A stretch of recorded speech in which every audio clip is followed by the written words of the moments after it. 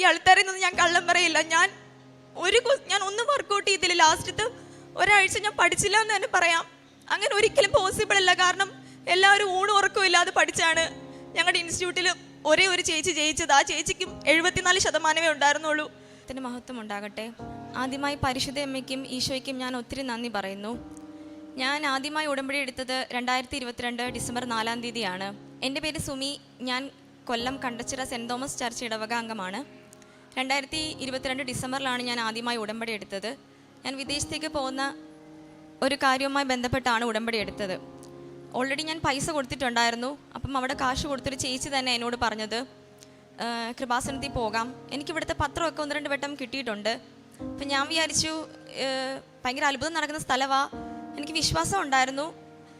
പക്ഷേ ഞാൻ ചേച്ചിയോട് ചോദിച്ചു, എന്താ ചേച്ചി ഉടമ്പടി? അപ്പം ചേച്ചി എന്നോട് പറഞ്ഞു, അതൊരു പേപ്പറിനകത്ത് കുറച്ച് നിയോഗങ്ങളൊക്കെ എഴുതിയിടണം, അത് നമുക്ക് മാതാവ് തരും.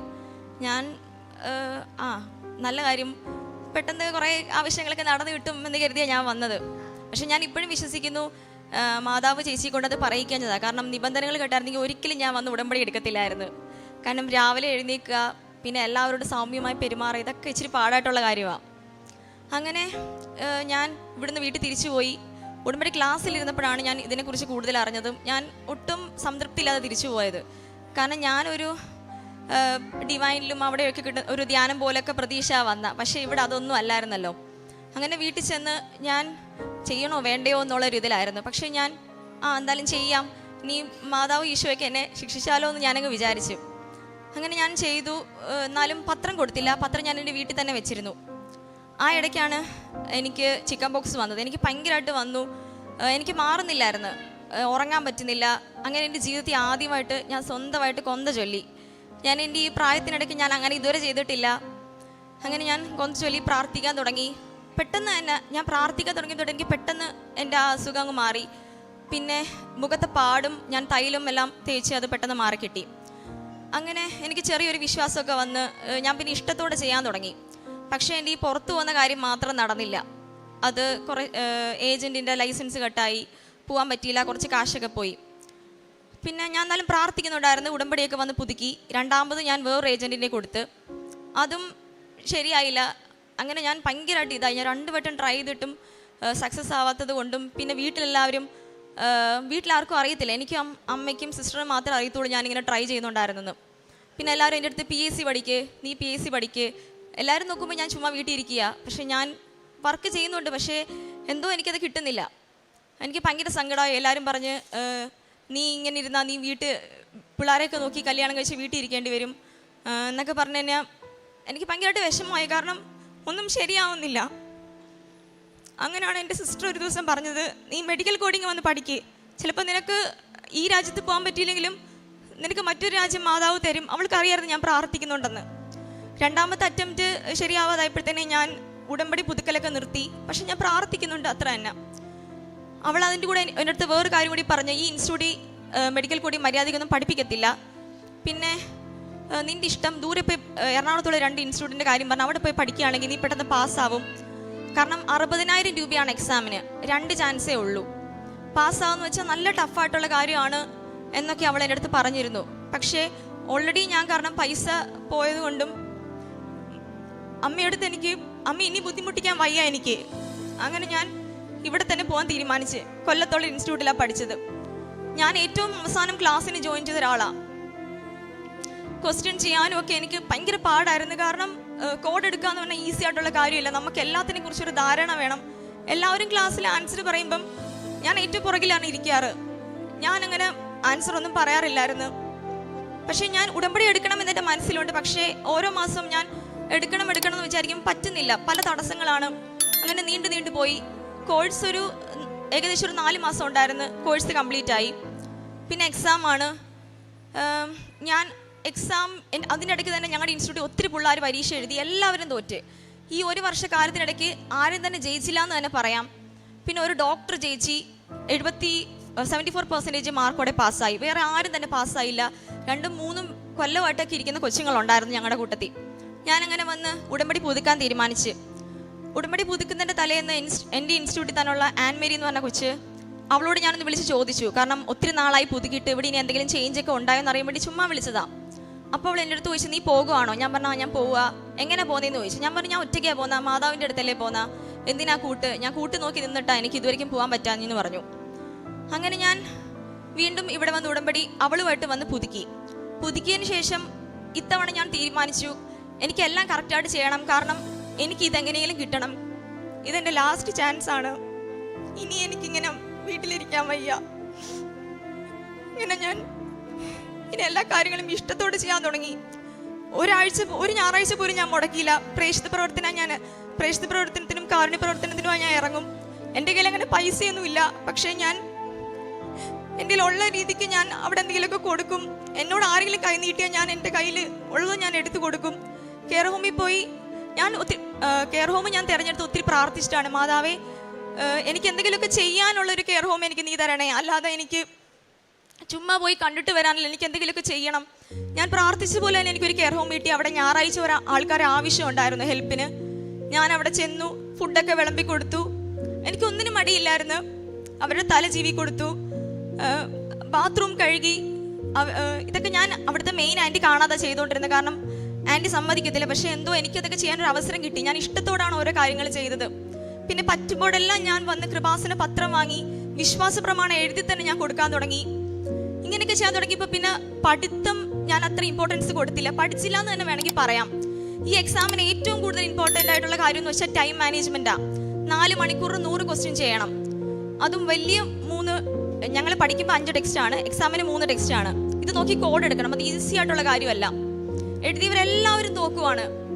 അതിനകത്ത് IAS വരെ പഠിച്ചൊരു കൊച്ചുണ്ടായിരുന്നു. അവൾ വരെ ഫെയിലായി. പക്ഷെ ഞാൻ ഒന്നും ശ്രദ്ധിച്ചില്ല. ഞാൻ പ്രാർത്ഥിച്ചുകൊണ്ടേയിരുന്ന് ഞാൻ ഒരു 3 ക്വസ്റ്റ്യൻ ചെയ്യും. 100 ക്വസ്റ്റ്യൻ ആണ് ആക്ച്വലി ചെയ്യേണ്ടത് ഒറ്റ ഇരിപ്പിൽ. ഞാൻ ആകെ ചെയ്യുന്നത് 3-4 ക്വസ്റ്റ്യൻ ചെയ്യും, വചനം എഴുതും. ഞാൻ ഈ ഒരു മര്യാദയ്ക്ക് ഉടമ്പടി ചെയ്യാൻ തുടങ്ങിയിട്ട് ഒരു 1.5 മാസമേ ആവുന്നുള്ളൂ. വചനം എഴുതിക്കൊണ്ടേയിരുന്നു. ഞാൻ എഴുതി എനിക്ക് എൻ്റെ കൈ വേദനിച്ചാലും ഞാൻ എഴുതും. വചനമാണ് ഞാൻ ഏറ്റവും കൂടുതൽ പഠിച്ചുകൊണ്ടിരുന്നത്. അച്ഛൻ പറയുന്ന പോലെ സാക്ഷ്യം കേട്ടുകൊണ്ടിരുന്ന് വചനം ഞാൻ എഴുതി. ബൈബിൾ ഞാൻ വായിച്ച്. ബൈബിൾ ഞാൻ അങ്ങനെ വായിക്കത്തില്ല. പണ്ടൊക്കെ വായിക്കുമായിരുന്നു, ഏതോ കഥാപുസ്തകമൊക്കെ വായിക്കുന്നതൊക്കെ. പക്ഷേ ഞാൻ ഇഷ്ടത്തോടെ ഞാൻ വായിക്കാൻ തുടങ്ങി. ഈശോ എന്നോട് സംസാരിക്കുകയാണെന്ന് തന്നെ എനിക്ക് തോന്നി. അതുപോലെ തന്നെ എൻ്റെ കൂടെ കൃപാസനത്തിൽ വന്ന ആ കൊച്ചുമായിട്ടാണ് ഞാൻ എല്ലാ കാരുണ്യ പ്രവർത്തനം ചെയ്തുകൊണ്ടിരുന്നത്. ഞങ്ങൾ ഓരോ കാര്യങ്ങളും ഈശോയെക്കുറിച്ച് അങ്ങോട്ടുകൂടി സംസാരിക്കാൻ തുടങ്ങി, സാക്ഷ്യങ്ങൾ ഡിസ്കസ് ചെയ്യാൻ തുടങ്ങി. അവളോട് ഞാൻ പറഞ്ഞു, ഞങ്ങൾ ഒരേപോലെ അങ്ങോട്ടും ഇങ്ങോട്ടും പറഞ്ഞു, പഠിക്കണ്ട, നമുക്ക് നല്ലതുപോലെ പ്രേക്ഷിത പ്രവർത്തനം ചെയ്യാം. കാരണം എല്ലാവരും തോക്കുവാണ്. എനിക്ക് പഠിക്കുന്നതിനെ കുറിച്ച് ആലോചിക്കാൻ വയ്യ. കാരണം എനിക്ക് ഇത്തവണ തന്നെ എനിക്ക് ക്ലിയർ ആവണം. ഞാനൊരു വേസ്റ്റ് അല്ലാന്ന് എനിക്ക് പ്രൂവ് ചെയ്യണമായിരുന്നു. അങ്ങനെ ഞാൻ പരീക്ഷയ്ക്ക് വേണ്ടി നല്ലൊരു പ്രാർത്ഥിച്ച് ഞാൻ വചനം എടുക്കുമ്പോൾ എനിക്ക് 7 എന്നൊരു ഡേറ്റ് കിട്ടുന്നുണ്ടായിരുന്നു. അപ്പം ഞാൻ വിചാരിച്ച് ജനുവരി 7 എടുക്കാം. അതൊരു ചൊവ്വാഴ്ചയാണ്. കാരണം ചൊവ്വാഴ്ചയ്ക്ക് ഒത്തിരി പ്രത്യേകതയാണ് എൻ്റെ ജീവിതത്തിൽ. എല്ലാവരും ഒരു ബാഡ് ഡേ ആയിട്ട് തിരഞ്ഞെടുക്കുന്ന ചൊവ്വാഴ്ചയാണ് ഞാൻ ക്ലാസ്സിന് ജോയിൻ ചെയ്തത്. ഈ 62,000 രൂപ ഫീസ് അടച്ചു കഴിയുമ്പോൾ നമുക്കൊരു കൺഫർമേഷൻ മെയിൽ വരും. നമുക്കിനകത്ത് 2 വൗച്ചറാണുള്ളത്. ഈ ഓരോ വൗച്ചർ ഉപയോഗിച്ചാണ് ഓരോ ചാൻസും. എനിക്ക് മാത്രം മെയിൽ വരുന്നില്ല. ഞാൻ എത്ര നോക്കിയിട്ടും എനിക്ക് മെയിൽ വരുന്നില്ല. ബാക്കി എല്ലാവരും മെയിൽ വന്നു, ഡേറ്റ് എടുത്തു. ഞാൻ ഇങ്ങനെ തന്നെ ഇരിക്കുക. അങ്ങനെ ഞാൻ എന്താ ഈശോ എനിക്ക് എല്ലാത്തിലും തടസ്സം? ഇനി എൻ്റെ വീട്ടിലെല്ലാം പറഞ്ഞ് നിനക്ക് PSC ആണോ എനിക്ക് തന്നേക്കുന്നത്? അങ്ങനെ ഞാൻ വിഷമിച്ച് ഒരു ദിവസം ചൊവ്വാഴ്ചത്തെ അച്ഛൻ്റെ ധ്യാനം കഴിഞ്ഞപ്പോഴത്തേക്കിന് എനിക്ക് മെയിൽ വന്നു. അങ്ങനെ ഞാൻ വീണ്ടും പ്രാർത്ഥനയിൽ തന്നെ ആയി. വീട്ടിൽ ഞാൻ ഇങ്ങനെ എല്ലാ ആഴ്ചയും കെയർ ഹോമിൽ പോകുമ്പോൾ അമ്മ എൻ്റെ അടുത്ത് ചോദിച്ചു, നീ എന്തിനാ എല്ലാ ആഴ്ചയും പോകുന്നത്? വീട്ടിൽ ഇരുന്ന് പ്രാർത്ഥിച്ചാൽ പോരെ? ഞാൻ പറഞ്ഞു, എൻ്റെ ഫാമിലിയിൽ തന്നെ ഉടമ്പടി എടുത്ത ഒരാൾ ഞാനാണെന്ന് തോന്നുന്നു. മീൻസ് ഫുൾ ഫാമിലി എടുക്കുവാണെങ്കിൽ. ഞാൻ പറഞ്ഞു, എല്ലാവരും പ്രാർത്ഥിക്കും, പക്ഷെ ഉടമ്പടിയിൽ പ്രാർത്ഥിക്കുന്ന പോലെ ആവില്ല. എനിക്ക് വേണ്ടി ഉടമ്പടി എടുത്ത് പ്രാർത്ഥിക്കാൻ ആരുമില്ല. എനിക്ക് വേണ്ടി ഞാനല്ലാതെ പിന്നെ ആരാ ഉടമ്പടി എടുക്കുന്ന? എനിക്ക് പോണം. കാരണം ഇതിൻ്റെ അവസാനത്തെയാ. ഞാനൊരു വേസ്റ്റ് അല്ലാന്ന് എനിക്ക് പ്രൂവ് ചെയ്യണമായിരുന്നു. അങ്ങനെ ജനുവരി 1-ാം തീയതി തൊട്ട് ഞാൻ ഡേറ്റ് എടുക്കാൻ നോക്കുക, ജനുവരി 7. പക്ഷെ എനിക്ക് കിട്ടുന്നില്ല. കാരണം അമേരിക്കയിൽ നിന്നാണ് എക്സാം കണ്ടക്ട് ചെയ്യുന്നത്. എക്സാം എടുത്ത് പിറ്റേന്ന് തന്നെ റിസൾട്ട് വരും. വലിയ താമസമൊന്നുമില്ല. ഇതിനിടയ്ക്ക് തന്നെ ബാക്കിയുള്ളൊരു പരീക്ഷ എഴുതി, എല്ലാവരും തോറ്റ്. അങ്ങനെ ഞാൻ ഡേറ്റ് ഞാൻ പിന്നെയും പ്രാർത്ഥിച്ചുകൊണ്ടേയിരുന്നു. അങ്ങനെ ജനുവരി ഒരു 15 ആയപ്പം ഡേറ്റ് അവർ ലിസ്റ്റ് ചെയ്യും. ജനുവരി 20 തൊട്ട് എക്സാം ഉണ്ടെന്ന്. ഞാൻ വീണ്ടും പ്രാർത്ഥിക്കാൻ തുടങ്ങി. അങ്ങനെ എനിക്ക് ജനുവരി 24 എന്നുള്ള എനിക്ക് എപ്പോഴും 24-ാം അധ്യായം എനിക്ക് ഇങ്ങനെ കിട്ടിക്കൊണ്ടിരുന്നു. അപ്പം ഞാൻ ഉറപ്പിച്ചു, എനിക്ക് ആ എക്സാം ആണ് എനിക്ക് അതാണ് ഡേറ്റ് എന്ന്. അങ്ങനെ ഞാൻ ആ എക്സാമിന് ഡേറ്റ് എടുത്തു. അതിനിടയ്ക്ക് തന്നെ ഒരു ദിവസം ഞാൻ പത്രം കൊടുക്കുകയാണ്. ഇതെൻ്റെ ഈശോയാണ്, ഈ ഈശോയും മാതാവും എന്ത് ചോദിച്ചാലും തരുമെന്ന് തന്നെ ഒരു നാണക്കേടുമില്ലാതെ ഞാൻ പള്ളിയിൽ കൊടുക്കാറേ ഇല്ല. കാരണം പള്ളിയിൽ എല്ലാവരും ഈശോയെ അറിയാതെയാണ്. ഞാൻ വണ്ടി പോകുന്നവരെയൊക്കെ തടഞ്ഞു നിർത്തി ഞാൻ കൃപാസന പത്രം കൊടുത്തിട്ടുണ്ട്. ചെറുപ്പക്കാർക്കാണ് ഞാൻ കൂടുതൽ കൊടുക്കാറ്, കാരണം അവർ വാങ്ങിക്കത്തില്ല. പക്ഷെ ഞാൻ എൻ്റെ ഈശോയാണെന്ന് പറഞ്ഞ് തന്നെ ഒരു മടിയുമില്ലാതെ ഞാൻ കൊടുക്കാൻ തുടങ്ങി. അങ്ങനെ ഒരപ്പൂപ്പനെ ഞാൻ കണ്ടു. പുള്ളിക്ക് കണ്ണിന് ചെറിയ കാഴ്ചക്കുറവുണ്ട്. എൻ്റെ അടുത്ത് വെച്ച് എന്താ മോളെ ഇത്? ഞാൻ പറഞ്ഞ കൃപാസന പത്രവാ. അപ്പാപ്പൻ ഇത് വെച്ച് പ്രാർത്ഥിച്ച എൻ്റെ അടുത്ത് തന്നെ കണ്ണ് കാണത്തില്ല, വീട്ടിൽ നിവർത്തിയില്ല, ഞാൻ എങ്ങനെ പോവും ആലപ്പുഴ വരുന്ന്. അങ്ങനെ ഞാൻ എൻ്റെ കയ്യിലിരുന്ന് 500 രൂപ എടുത്ത് ഞാൻ അപ്പൂപ്പൻ്റെ കൊടുത്തു. ഇതും കൊണ്ട് കൃപാസനത്തിൽ പോണം. പുള്ളി പെട്ടെന്ന് കരഞ്ഞ് കൈയെടുത്ത് എൻ്റെ തലയിൽ വെച്ച് എന്നെ അനുഗ്രഹിച്ച്, നീ എന്തിനാ മോളെ എനിക്ക് ഈ കാശ് തരുന്നത്? ഞാൻ പറഞ്ഞ്, എൻ്റെ ഉള്ളിൽ നിന്ന് ആരോ പറയുന്നു ഈ കാശ് കൊടുക്ക്. അപ്പൂപ്പൻ ഒന്നും വേണ്ട, എനിക്ക് വേണ്ടി പ്രാർത്ഥിച്ചാൽ മാത്രം മതി എന്ന് പറഞ്ഞു. എന്നിട്ട് അപ്പൂപ്പൻ പറഞ്ഞ്, ഒരു കാര്യം ചെയ്യ്, ഈ പത്രത്തിനകത്ത് മോളുടെ പേരും ഫോൺ നമ്പറും എഴുത്, എനിക്ക് കണ്ണ് കാണത്തില്ലല്ലോ, മോളിനകത്ത് എഴുതി തന്നാൽ മതി എന്ന് പറഞ്ഞു. ഞാനിങ്ങനെ വെയിറ്റ് ചെയ്തു. ഒരാഴ്ചയോളം ഞാൻ വെയിറ്റ് ചെയ്തു. പുള്ളി എന്താ എന്നെ വിളിക്കാത്തത്? എന്താ ഇനി പറ്റിച്ചാണോ? ഞാൻ പിന്നെ വിചാരിച്ച് പുള്ളി നിവർത്തിയില്ല എന്നല്ലേ പറഞ്ഞത്, ദാരിദ്ര്യം കൊണ്ട് അതെടുത്ത് ചിലവാക്കിയതായിരിക്കും, സാരമില്ല എന്ന്. അങ്ങനെ ഞാൻ 24 എക്സാമിന് ഇന്നലെ ഞാൻ എക്സാം എഴുതാൻ പോയി. ഇന്നലെ ആയിരുന്നു, ജനുവരി 24 എക്സാം. ഞാൻ അവിടെ ചെന്നപ്പം എനിക്ക് മനസ്സിലായി 7 എന്ന് പറഞ്ഞ നമ്പറിൻ്റെ അർത്ഥം എന്താണെന്ന്. ഞാൻ അവിടുത്തെ 7ാമത്തെ റോൾ നമ്പർ ആയിരുന്നു, 7ാമത്തെ വ്യക്തിയും ഞാനായിരുന്നു. അങ്ങനെ എക്സാമിന് ഭയങ്കര ചെക്കിങ് ആയിരുന്നു, അതെനിക്കറിയായിരുന്നു. കാശ് രൂപ ഇല്ലാതെ പരീക്ഷ എഴുതാൻ പോകാൻ ഒട്ടും കോൺഫിഡൻ്റ് അല്ലായിരുന്നു ഞാൻ എൻ്റെ കാശ് രൂപം എൻ്റെ ഉടുപ്പിൻ്റെ ഇന്നറിനകത്ത് തയ്ച്ച് വെച്ചിട്ടാണ് കൊണ്ടുപോയത്. അവരാരും കാണാതെ എൻ്റെ പോക്കറ്റിനകത്ത് ഞാൻ ഉടമ്പടി ഉപ്പ് വിതറിയിരുന്നു. ഞാൻ അകത്ത് കയറിയതും പെട്ടെന്ന് എൻ്റെ പോക്കറ്റ് കുടഞ്ഞ് അത് സീറ്റിലിട്ടു. എന്നിട്ടാണ് ഞാൻ ഇരുന്നത്. എക്സാമിന് ചെന്നിരുന്നപ്പോൾ എല്ലാ കുട്ടികളും പഠിക്കുകയാണ്. ഞാൻ മാത്രം, എൻ്റെ കയ്യിലുണ്ടായിരുന്നത് ബൈബിളും കൃപാസന മാതാവിൻ്റെ ബുക്കുമാണ്. ഞാൻ അതാണ് പഠിച്ചത്. സത്യം, ഈ ആൾക്കാരിൽ നിന്ന് ഞാൻ കള്ളം പറയില്ല. ഞാൻ ഒന്നും വർക്കൗട്ട് ചെയ്തില്ല. ലാസ്റ്റത്തെ ഒരാഴ്ച ഞാൻ പഠിച്ചില്ല എന്ന് തന്നെ പറയാം. അങ്ങനെ ഒരിക്കലും പോസിബിൾ അല്ല. കാരണം എല്ലാവരും ഊണും ഉറക്കവും ഇല്ലാതെ പഠിച്ചാണ്. ഞങ്ങളുടെ ഇൻസ്റ്റിറ്റ്യൂട്ടിൽ ഒരേ ഒരു ചേച്ചി ജയിച്ചത്. ആ ചേച്ചിക്കും 74% ഉണ്ടായിരുന്നുള്ളൂ. ചേച്ചി അത്രയും വലിയ കുട്ടികളെയൊക്കെ മാറ്റി നിർത്തി പഠിച്ചിട്ടാണ് ജയിച്ചത്. എനിക്ക് എവിടുന്നോ ധൈര്യം കിട്ടി. ഞാൻ ഒന്നും നോക്കിയില്ല, ഞാൻ പുസ്തകം തുറന്നില്ല, ഞാൻ ജസ്റ്റ് ഒന്ന് ഓടിച്ചു പോലും നോക്കിയില്ല. അങ്ങനെ ഞാൻ പരീക്ഷയ്ക്ക് ചെന്നിരുന്നു. തലേന്ന് ഉറങ്ങാത്തത് കൊണ്ട് തന്നെ ഞാൻ അവിടെ ഇരുന്നും പ്രാർത്ഥിക്കുകയാണ്. ഉറങ്ങാത്തത് കൊണ്ട് തന്നെ എനിക്കൊരു മന്ദത പോലെ ഉണ്ടായിരുന്നു. 4 മണിക്കൂർ ഒറ്റയിരിപ്പിരിക്കണം. ഞാൻ എൻ്റെ നെറ്റിയിലുണ്ടായിരുന്ന ഉടമ്പടി തൈലം കൈ കൊണ്ട് വീണ്ടും തൊട്ട്, കയ്യിലൊന്നും കൊണ്ടുപോയിക്കൂടെ, അവർ കൈയൊക്കെ ചെക്ക് ചെയ്യും. അതുകൊണ്ട് എൻ്റെ നെറ്റിയിൽ ആ മയം ഞാനെടുത്ത് കമ്പ്യൂട്ടറിനകത്ത് കുരിശ് വരച്ചിട്ട്, മാതാവേ നീ ഇതിനകത്ത് വരണേ, ഇനി എനിക്ക് ആരുടെ മുന്നിൽ ഇങ്ങനെ നിൽക്കാൻ വയ്യ.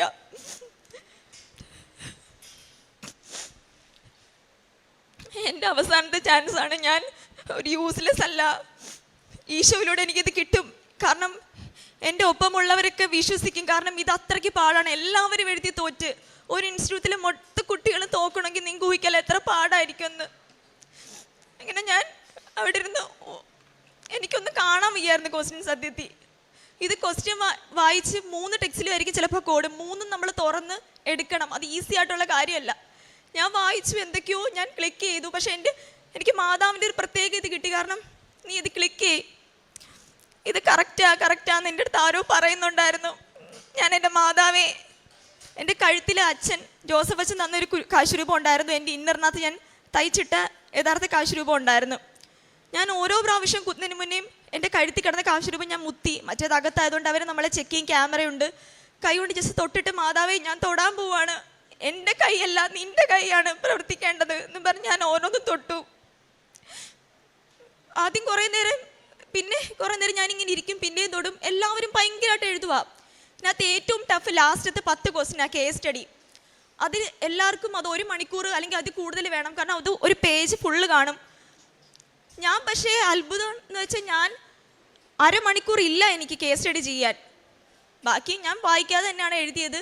എങ്കിൽ കൂടി എല്ലാവരും കേസ് സ്റ്റഡി ഒക്കെ ചെയ്യാൻ തുടങ്ങി. അത് മനസ്സിലാവും. കാരണം കേസ് സ്റ്റഡി ക്വസ്റ്റ്യൻ എടുക്കുന്ന വേറെ രീതിക്കാം. സാറിൻ്റെ ഹെൽപ്പ് വേണം. ഞാൻ മാതാവേ നീ എന്നെ തോപ്പിക്കുകയാണോ, ഞാൻ ഇതെല്ലാം കൂടെ എങ്ങനെ ചെയ്യും? മാതാവ് പറഞ്ഞു നീ ഇത് ക്ലിക്ക് ചെയ്. അതിനിടയ്ക്ക് തന്നെ ഞാൻ പഠിച്ച ഒരു ക്വസ്റ്റ്യൻ എപ്പോഴോ ചെയ്ത ഒരു ഓർമ്മ എനിക്കുണ്ടായിരുന്നു. ഞാനത് ക്ലിക്ക് ചെയ്തു. പെട്ടെന്ന് അതല്ല നീ വേറെ നോക്കുമെന്ന് പറഞ്ഞ് ഞാൻ ചെക്ക് ചെയ്തപ്പം ശരിയാണ്, ഞാൻ ചെക്ക് ചെയ്തല്ലായിരുന്നു. രണ്ടാമത് ഞാൻ മാറ്റി ക്ലിക്ക് ചെയ്തു. അങ്ങനെ ഞാൻ പ്രാർത്ഥിച്ചതുപോലെ തന്നെ അതിനുള്ളിൽ തന്നെ മാതാവിനടുത്ത് പറയുന്നുണ്ടായിരുന്നു, എനിക്കൊരു കാര്യം ചെയ്യാൻ അധിക സമയമൊന്നും വേണ്ട, നീ പേടിക്കണ്ട, നീ പാസ്സാവും എന്ന് തന്നെ എൻ്റെ അടുത്ത് പറഞ്ഞുകൊണ്ടിരുന്നു. അങ്ങനെ ഞാൻ ഈ ഓപ്ഷനെല്ലാം ക്ലിക്ക് ചെയ്ത് പിന്നെ എല്ലാം തീർന്നു. 100 ക്വസ്റ്റ്യൻ ഞാൻ ചെയ്തു. എല്ലാവരും റീചെക്ക് ചെയ്യുക, ഞാനൊന്നും ചെയ്തില്ല. ഞാൻ അവിടെ നിന്ന് ആ കമ്പ്യൂട്ടറിനകത്ത് കുരിശ് വരച്ച് വിശ്വാസ പ്രമാണവും പ്രത്യക്ഷണ പ്രാർത്ഥനയും മാത്രം ചൊല്ലിക്കൊണ്ടിരുന്നു. അങ്ങനെ സമയം തീർന്നു. എക്സാം കഴിഞ്ഞ് പുറത്തിറങ്ങി. എല്ലാവരും എളുപ്പമാണെന്ന് പറഞ്ഞു. എനിക്കെങ്ങനെ എളുപ്പവും പാടുവാന്നത്? കാരണം ഞാൻ പഠിച്ചില്ലല്ലോ. ഞാൻ പഠിച്ചത് ഈശോയുടെ വചനങ്ങളാണ്, എഴുതിയതും വചനങ്ങളാണ്, കേട്ടത് സാക്ഷ്യമാണ്. പിന്നെ ഞാൻ എങ്ങനെ പറയും? ഞാൻ എല്ലാവരോടും പറഞ്ഞു എനിക്കറിയത്തില്ല, മാർക്ക് വന്നാലേ എനിക്കറിയത്തുള്ളൂ. ഞാനിങ്ങനെ പരീക്ഷ കഴിഞ്ഞ് പുറത്തിറങ്ങിയപ്പം 2 മിസ് കോള്. ഞാനിങ്ങനെ ആദ്യം വിചാരിച്ചു എന്തെങ്കിലും ആയിരിക്കും എടുക്കണ്ടെന്ന്. പക്ഷെ ഞാൻ വീണ്ടും തിരിച്ചു വിളിച്ചപ്പോഴത്തന്നെ ഞാൻ അന്ന് പൈസ കൊടുത്ത അപ്പൂപ്പൻ എന്നെ വിളിച്ച്, മോളെ ഞാൻ കൃപാസനത്തിൽ ഇരിപ്പുണ്ട്, നിനക്ക് വേണ്ടി പ്രാർത്ഥിച്ചെന്ന്. അപ്പം എനിക്ക് മനസ്സിലായി, എല്ലാവരും സാക്ഷ്യത്തിലൊക്കെ പറയും പരീക്ഷയൊക്കെ എഴുതുമ്പോൾ മക്കൾക്ക് വേണ്ടി ഇവിടുന്ന് പ്രാർത്ഥിച്ച്. പക്ഷേ എനിക്ക് എൻ്റെ ആരുമല്ലാത്തൊരു മനുഷ്യൻ എനിക്ക് വേണ്ടി ഇവിടുന്ന് പ്രാർത്ഥിക്കാനായിട്ട് വന്നു. അപ്പം എനിക്ക് മനസ്സിലായി ഞാൻ ജയിക്കുമെന്ന്. ഞാൻ പരീക്ഷ കഴിഞ്ഞ് വീട്ടിലോട്ടൊന്നും പോവാതെ നേരെ ഞാൻ കൊല്ലത്താണ് ഞങ്ങളുടെ വീട്. ഞാൻ ഇവിടെ ആലപ്പുഴ ഇന്നലെ മാതാവിൻ അടുത്ത് വന്നു. ഞാൻ അവിടെ നിന്നൊരു കൊന്ത ചൊല്ലി. പിന്നെ ഞാൻ മുട്ടുകുത്തി ഈ അൾത്താരുടെ അടുത്ത് നിന്ന് 7 പ്രത്യക്ഷണ പ്രാർത്ഥനയും 7 വിശ്വാസ പ്രമാണം ചൊല്ലി. എന്നിട്ട് ഞാൻ പറഞ്ഞു, മാതാവേ ഞാൻ നാളെ ഇവിടെ വരുന്നത് ഞാൻ ജയിച്ചെന്ന് സാക്ഷ്യം പറയാനായിരിക്കും. ഓൾറെഡി ഞാൻ സാക്ഷിയിലെ എഴുതി വെച്ചിരുന്നു. എന്തിനാന്ന് വെച്ചാൽ എനിക്കറിയത്തില്ല, എൻ്റെ ഉള്ളിൽ ആരോ പറയുന്ന, മോളെ നീ സാക്ഷ്യം എഴുത്, നിനക്ക് പറയാൻ പറ്റും. അങ്ങനെ ഇന്ന് രാവിലെ റിസൾട്ട് വന്നു. എനിക്ക് 76%. ആ ഡോക്ടർ ചേച്ചിക്ക് എല്ലാത്തിനെയും കുറിച്ച് നല്ല ധാരണ ഉണ്ട്, ഭയങ്കരമായിട്ട് പഠിക്കുന്നുണ്ടായിരുന്നു. ആ ചേച്ചിക്ക് 74 എനിക്ക് 76. അതൊരിക്കലും പോസിബിൾ അല്ല, കാരണം ഞാൻ ഒന്നും തന്നെ പഠിച്ചിട്ടില്ല. ഞാനൊരു വേസ്റ്റ് അല്ലാന്ന് ദൈവം എനിക്ക് പ്രൂവ് ചെയ്ത് തന്നു. ഞാൻ ഇത്രയും നാൾ ഭാഗ്യത്തിൽ വിശ്വസിച്ചിരുന്ന ഒരാളാണ്. ഞാൻ അൺലക്കിയാണ് എന്ന് മാത്രം ഞാൻ വിചാരിച്ചു. പക്ഷെ ലക്കി അൺലക്കി ഒന്നുമില്ല, ഈശോയായിട്ട് ചേർന്ന് നിൽക്കുന്നതും അകന്ന് നിൽക്കുന്നതുമാണ്. ഈശോയ്ക്ക് അമ്മയ്ക്കും 1000 നന്ദി.